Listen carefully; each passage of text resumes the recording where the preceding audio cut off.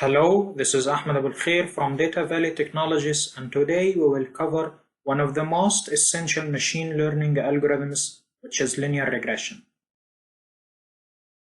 As this introductory slide depicts, linear regression is a way to explain the relationship between a dependent variable and one or more explanatory variable using a straight line. It's a special case of regression analysis. Linear regression can be used to fit a predictive model to a set of observed values or data points. Now, what is regression analysis? In statistics, regression is a statistical process of estimating the relationship among variables. More specifically, regression analysis helps in understanding how a typical value of the dependent variable changes when any of the independent variables is changed, while the other independent variables are held fixed. Regression is widely used for prediction and forecasting. Regression also is used to understand the independent variables and explore forms of relationships between them. So, what is linear regression in simple words? Suppose we have a set of input variables, x1, x2, x3, and xn. These variables can be of different types, continuous, discrete, or categorical. Also, we have an output variable y. This variable can only be a continuous variable. What our regression model is trying to do is to find a relationship between these input variables that may result in obtaining an estimated value of the output variable.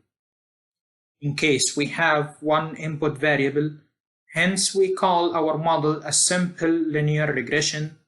On the other hand, if we have more than one input variable, we call our model multivariate linear regression.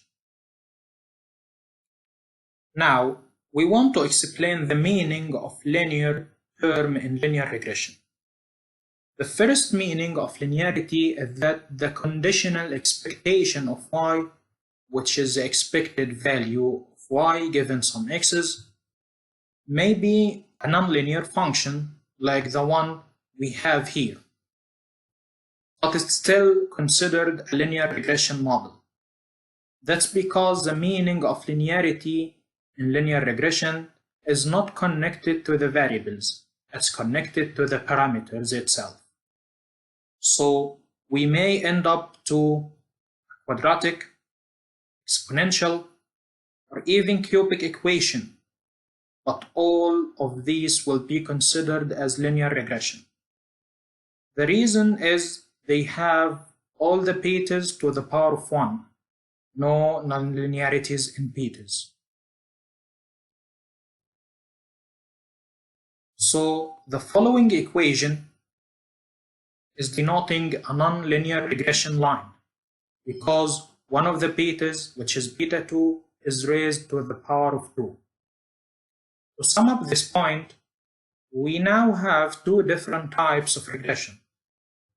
The linear regression, where all betas are raised to the power of 1, and the nonlinear regression, where all the betas are raised to any power except 1.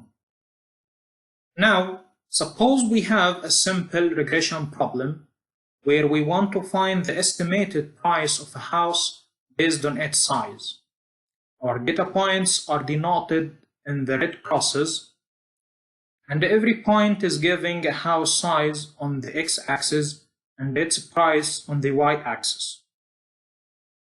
What we are trying to do is to use our training data subjectively to our learning algorithm. Then our algorithm is trying to find some hypothesis for the output relation between the size of a house and its price. This relationship is explained by this straight line. Our line is just giving an estimated price for every input size. Now, we want to highlight a very important term in all machine learning and linear regression as well. which is cost function. The cost function is answering an important question. How can we find a better line that could explain the relationship? And the answer is easy. The best line should have the minimum difference between the estimated price and the actual one. After forming this relationship mathematically, we can enhance our line a lot. Let's try to figure out some of this mathematical notation. Our cost function is trying to sum up all errors at all data points. That's why we see this sigma symbol in the front of the equation.